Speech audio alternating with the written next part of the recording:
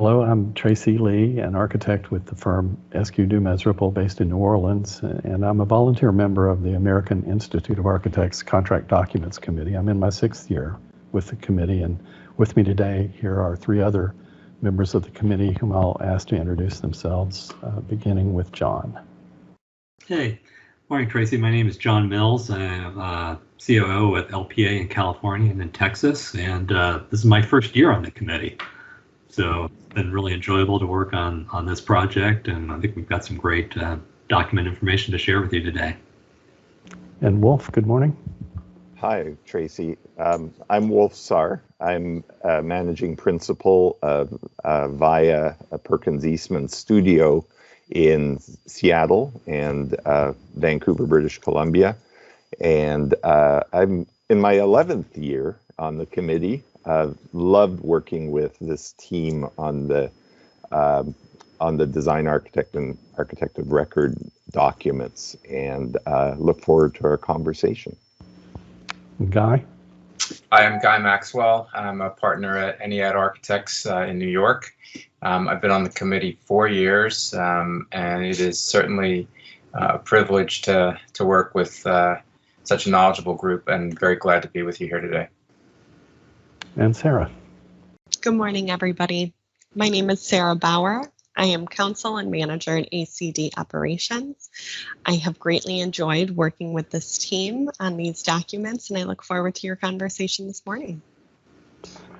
Now, all of us have been working together on a task force, a kind of a subcommittee of the documents committee that was assigned to study and analyze the situation that's becoming more and more common in current professional practice, where there are 2 architects working for the same client on the same project.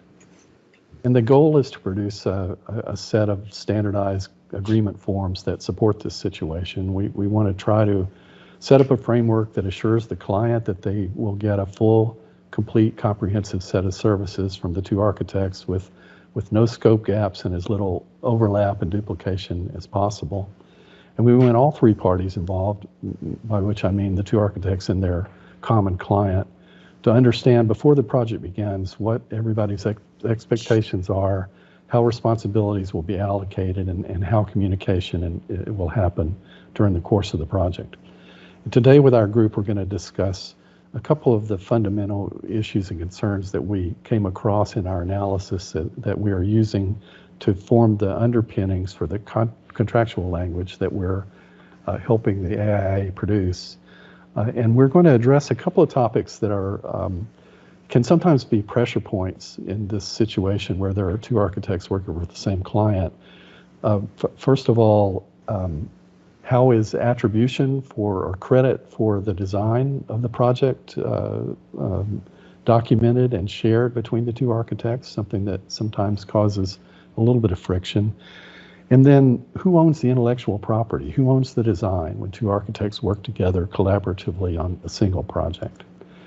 And all of the people on the panel here have a lot of experience in various ways in working with in this kind of setting where there are 2 architects involved. Let me, Wolf, ask you to start us off by talking about how your firm handles the sharing of crediting on projects that you work with other architects. Sure. We worked in the scenario where the architect, the design architect and the architect of record each have a separate agreement with the owner. We've worked in situations where we've been the architect of record and had the design architect under our umbrella. And we've been in situations where an owner has decided to move away from one architect to, who did the design, and move over to architect of record with another architect. And we've been in both roles. We've been the DA and been, ended our engagement and then had a hard stop, and a new architect took over and finished the project. And we've been the ones that have picked up a project. So each one has a little bit of a different situation going on there. But in the scenario where we were the architect of record with the design architect under us, attribution actually was an important aspect of that, because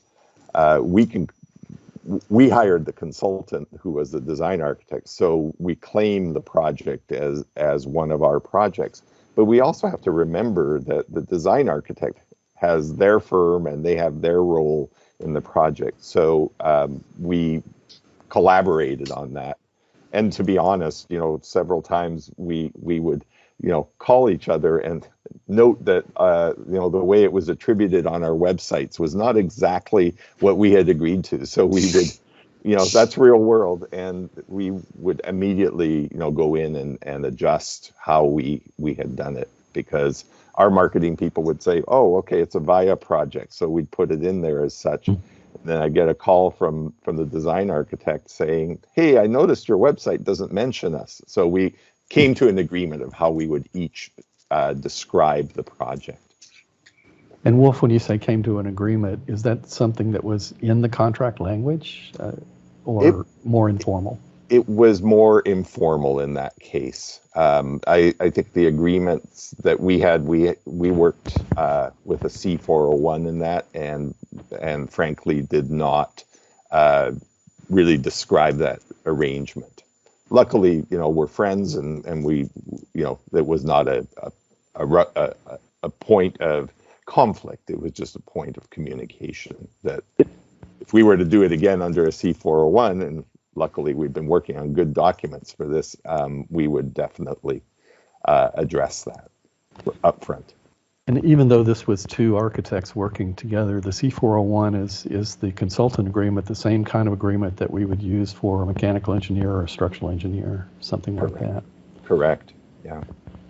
Guy, I know your firm has done a lot of this kind of collaborative work, and because of the beautiful work that you all have done over the last few decades, are really well known as a design architect nationally and internationally. How do you all handle this issue of attribution of design credit? Well, in general, it's a pretty straightforward concept from our perspective. You need to give credit where credit's due, and fundamentally, architecture is a team sport, and we go out of our way, whether we're working with another architect or with our consultants, to make sure that we acknowledge the participation of all the team members. So it's usually not a difficult conversation with us. Our collaborations are founded on mutual respect. Everybody has a role to play, and we just want to fairly and accurately acknowledge that. But as Wolf points out, when you have two architects working together, there oftentimes needs to be more detailed discussion about how exactly that credit is going to show up on a project, and we do spend time with our partners working on that, so that we're all clear about exactly how each person is going to be recognized. An AOR might want to be called an executive architect or the architect of record, and so forth. So the words matter, and you just need to reach an agreement about exactly how you want to put it out there. John, I'm aware that your firm has been on both sides of the table, both as the design lead as well as the guys to carry the ball across the finish line. Has this been an issue for you in any of the projects? Interestingly, I'm just thinking of the clients that won't allow us to share any information about their projects. I mean, that's a scenario that's real, right? And I know the agreements that B11, 111, and 112, address that there are certainly clients that hold their projects closely, and particularly for those that are competitive in a market, don't want information to get out. So that's a reality, and that's addressed. But like the others, we work hard as architects, and this is one of the ways we get business and get recognized for the great work we do. So we're very collaborative in this environment, and we've been in both the DA and the AOR roles, and I think it's important to give everyone credit across the team for what they've done. So we typically have not really had a lot of issues here. It's something we address up front. And I know the agreement structure we have, defines this very specifically in both the DA and architect of record agreements. But there's also a place to memorialize some more detail on it. So if there's something customized that's unique about the project, or the way you want to provide attribution to the different players, you can put that into the agreement. The agreement has that kind of flexibility to add to it and be more specific if you need to. And John, as a follow-up, your firm, when you've worked in this way that you're describing, is it usually a blended or concurrent set of responsibilities, or is it some kind of strict handoff where the design architect may hand you a package of something that you have to make a building out of? Well, we've done both. Yeah, actually, fairly routinely. So for either one of those scenarios, I mean, I think these documents are well structured to accommodate it, but we've been successful in both realms, and I think we all enjoy working in this kind of blended environments when we have a partnership with someone and we could talk to the other entity and work together on the formation of a project. But equally, we want to make sure when we're the design architect that when that AOR comes on board, that they're going to provide a very important part of the project, right, and carry through the design intent that was created. And we want to make sure they get credit for that, as well as us getting credit for the initiation of the design idea. So I think, again, that the documents that we've worked to create are structured to provide a wide variety of different scenarios. Yeah, our firm also has been on both sides of that equation, and we consider ourselves a design-first firm, but we also enjoy collaborating with very fine design architects who may choose to do a project here in our geographic area. And something that I think all of us on this panel agree on is that almost always design doesn't stop at some milestone. As you're going through the process of taking another architect's conceptual ideas and making them into reality, there's an element of design that permeates into that necessarily, and really I think makes the design better. If the people doing the construction documents and the detailing and working in the field have a good eye for design, they can, I think, better implement the design architect's intent. But it does start to blur the boundaries sometimes between who designed what and who produced what, and the concept of intellectual property or who owns the design. It's a nuanced thing. It's not always quite so cut and dried as people think it is. Tracy, if I can add, in the hard transfer scenario where the project was originally not envisioned to be done by two architects. So where an owner, in one case, the owner hired a San Francisco-based architect to design the building and made a decision towards the end of design development that they would like a Seattle-based architect, because the project was in Seattle, to take over at that point. They, at that point, terminated the San Francisco-based architect. Terminated is a hard word, but it's not. It was an amicable situation, and then hired us to take the project forward. In that case, the attribution went fully to us. The risk also transferred fully to us. But I actually contacted the architect and spoke with them just to make sure everything was okay, and how we were going to move forward. And they really did not have an interest in, they knew that the design was going to develop further during construction documents. So they did not necessarily want to be attributed to that project. The other example is one where we were the design architect intending to do the whole project, but because for the convenience of the owner, they had a relationship with another architect, and they were working on other projects with them. They made the decision that at the end of design development, they would terminate us and move forward. And there, at the very end of design development, as we were negotiating that termination, we negotiated attribution with the owner at that point so that we would be attributed as the design architect moving forward. Yeah, I think it is important to mention how often and how much the owner has a say in this. It's not uncommon, in these types of situations for the owner to be fully expecting and planning to leverage the reputation, the prominence of a big name design firm, whether it's for their marketing or promotion or fundraising. And so in some instances, you have an owner taking a very strong position about exactly how they want that credit reading. And in some cases, an AOR's contribution can get a little overshadowed by some of those materials, which is unfortunate. Yeah, I was going to a similar place back to Wolf. You said that you negotiated that attribution of credit with the owner. Did you talk to the other architect about it? We did not. We know the other architect and such, but we negotiated that with the owner, and that was an agreement with the owner. And as far as we can, see, that they followed through. So I presume they had that conversation with the architect of record as they developed that contract for continuing the project. And Guy, I know that you and your firm are strong proponents of the blended approach where the AOR, architect of record, is involved early in the design phases and carries through, and you've described it as a kind of a wedge-shaped set of responsibilities where the responsibilities may not be so large in the early phases for the AOR, but they become much greater, and as that happens, the design architect, the DA's responsibilities diminish.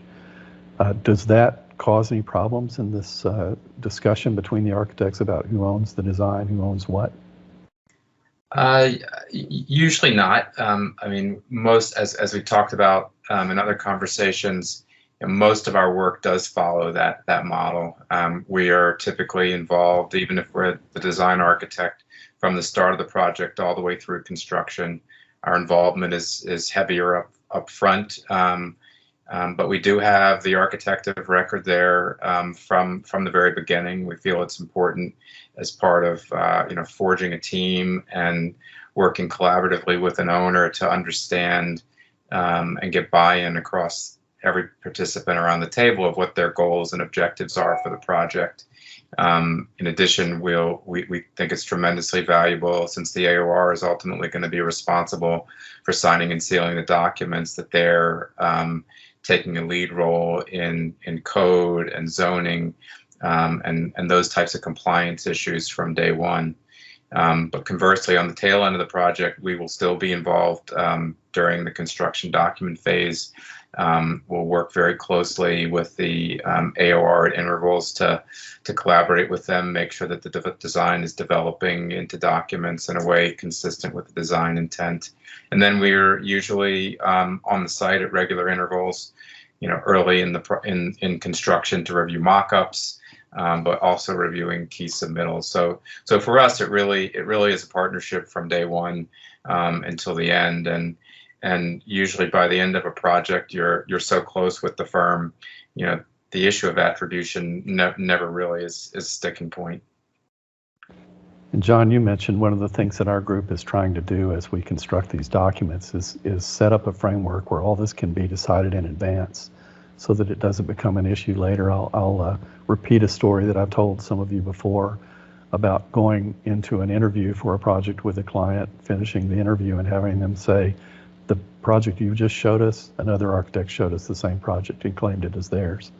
So that's a very uncomfortable situation. And had we settled that beforehand, it wouldn't have come up. We would have been clear about it, or hopefully each architect would have been clear about the other architect's involvement and responsibilities. Interesting, a lot of people, when they think about contracts, it's like a necessary evil to do a project, right? For me, it's really about creating opportunity.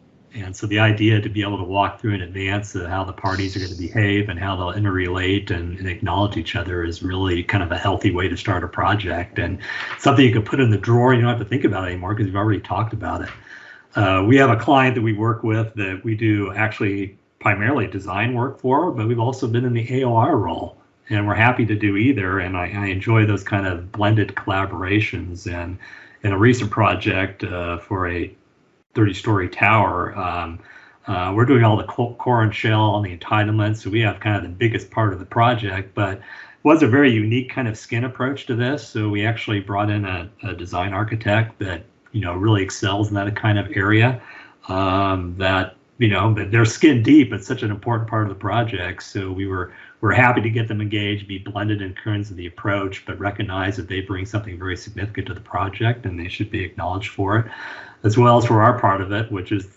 the carry forth of the project into the detail and the construction of it, which, we're going to be on the project longer than the design architect will be. But again, it's a really enriched kind of project, and opportunity to work with other people and other firms is it's an outstanding opportunity to be able to participate in, and then have the contract structure that allows it to happen.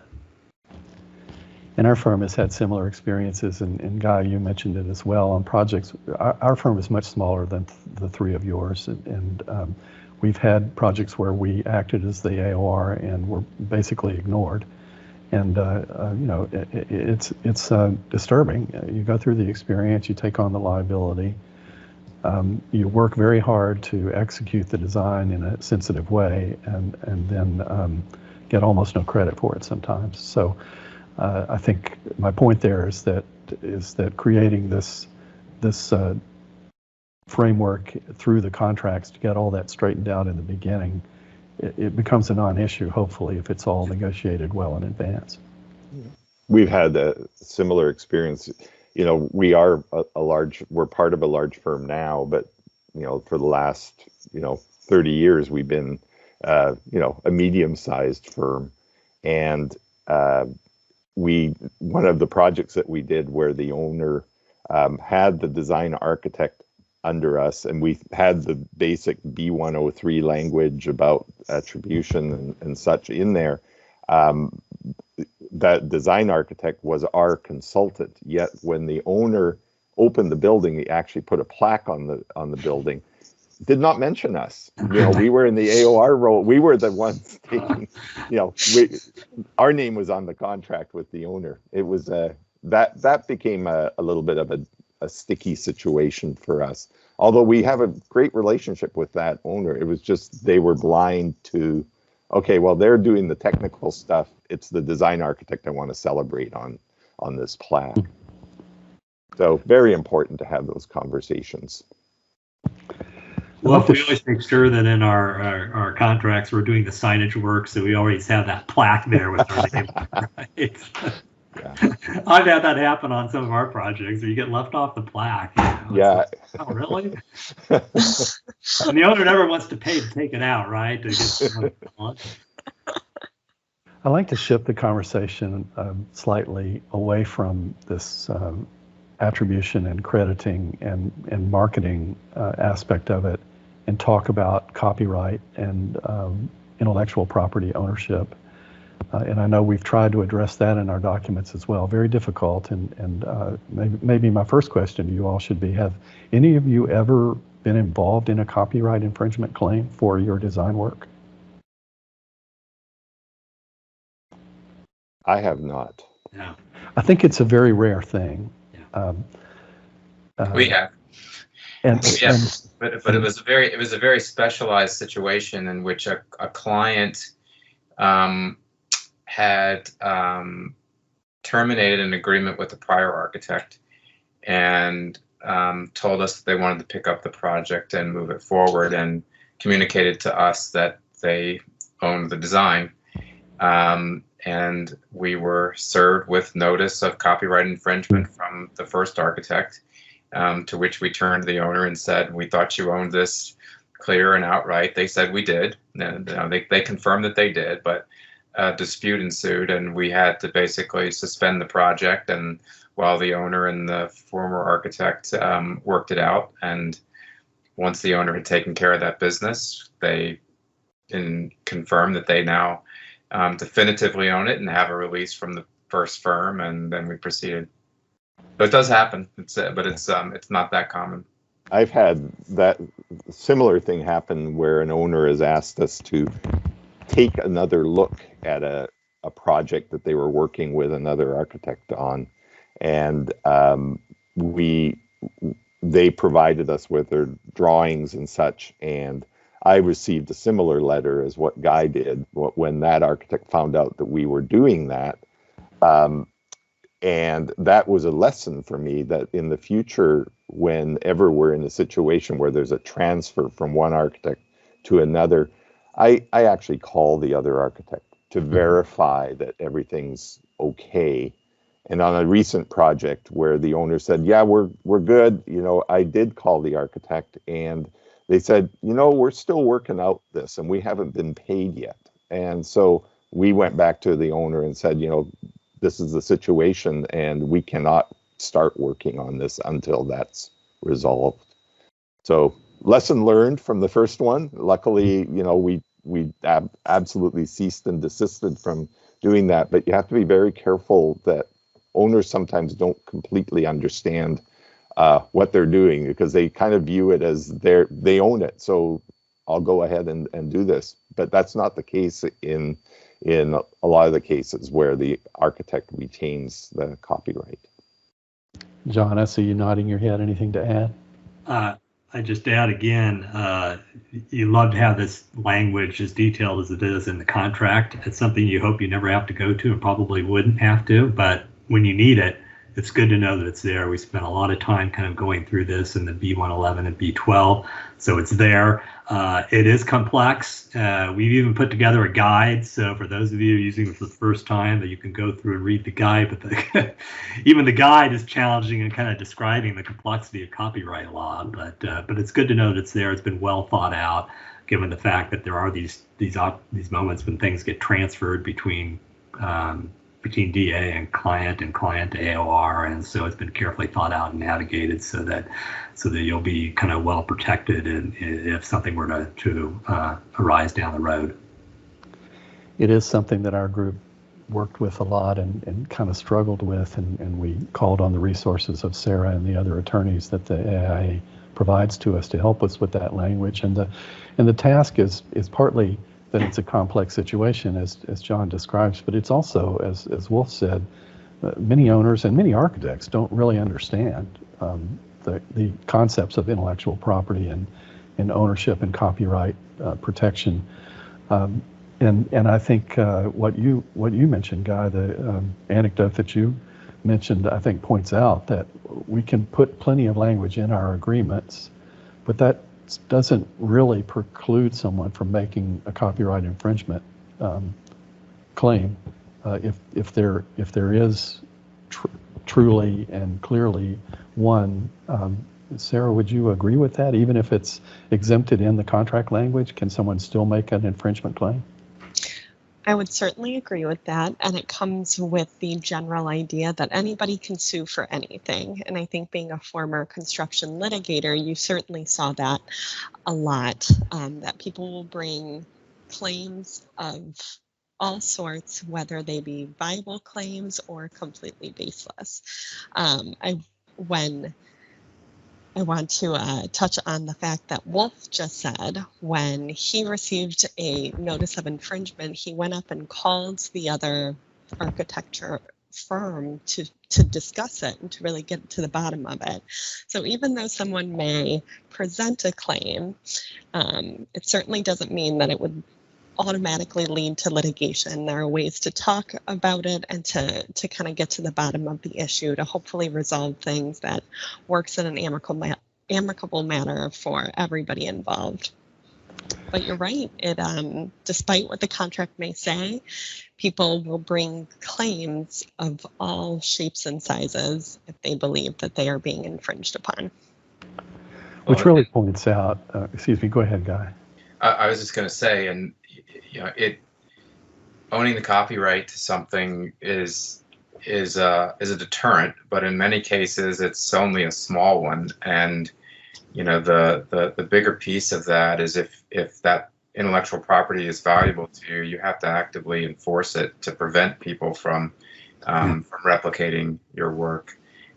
We have in fact seen some literal copies of some of our building designs showing up in various corners of the planet, and have had to take action on occasion. Another place you see it in our industry quite frequently is around furniture design. There are a lot of companies that will knock off other companies, and most of those firms are very diligent with taking action and enforcing their ownership of those designs, and it's quite costly, unfortunately, for them. Yeah, and it really points out something that we've been stressing, all of us, as we talk with each other and with others, and as we put together this contract language, that in any kind of relationship like this, whether the two architects are bound to each other contractually or not, there's an element of trust. And like any good business relationship, there has to be trust between the two and communication. We talked also earlier about this notion that design doesn't end at some phase, some milestone, but design in an iterative way continues on through the process, really, through the entirety of the construction documents and sometimes beyond. In a situation where an architect is maybe wanting to reuse a design, a furtherance of a design feature at a very elemental stage, I think it becomes difficult to distinguish that from, to consider that to be an invasion of intellectual property when it was derived from the design architect's intent, but was executed by the executive architect or architect of record at a detailed level. The question is, if the AOR reuses that unique detail, is that a copyright infringement, or is that an intellectual property theft, so to speak? Guy, any thoughts about that? Well, it certainly is a gray area. In the abstract, I think it's easy, but you have to look to concrete examples to really bear it out. And I'm the first to admit that I am not an expert in copyright law, and so in general, we just try and steer clear of copying in general, and create all of our works from whole cloth. That's the best approach to take. I mean, I will say a lot of us architects think we're creating kind of one-off unique things that no one's ever done before. That's usually not the case. There's someone else that's done it, and so to identify something as truly unique that would get into a copyright issue. Yeah, something that we run into from time to time too. This is a little off point, but I think it's still relevant. Is when we're asked to share our building information model, our BIM, there's a certain amount of proprietary information that's kind of baked in there, and there's really no way to protect that or segregate it out. Once we share the model, all that work that we've done, that we've funded, is accessible to anyone who wants to take it, and it really can become a problem. Looks like we might have lost John. Yeah, I'll put out there, one other thing that we've seen in our practice. We certainly always try and follow the concept that's embedded in the AIA documents of architect maintains the copyright to their work, their instruments of service, to which they grant the owner a non-exclusive license to use. We're not always successful in maintaining ownership. We do have clients who insist upon it. We do have some who insist upon it for very good reasons. And some of our clients will even go so far as to file patents on certain aspects of a design that we develop. That's typically the case for clients who have a very identifiable style, whether it's a retail client or someone with a hotel brand, where they have a kind of signature look and want to be very aggressive in protecting that from others. Okay, I think we're about ready to wrap up this part of the conversation. Any final thoughts from John or Guy about this issue of crediting and intellectual property? John, any final thoughts to give us? I appreciate the opportunity. We've got some really intelligent people working on this agreement for probably almost 2 years now. So a lot of thought has gone into this, and it is kind of nuanced, kind of tricky part of the agreement, but I think it's well structured, and again, I think it creates flexibility and depending on whatever scenario you may be delivering your project in.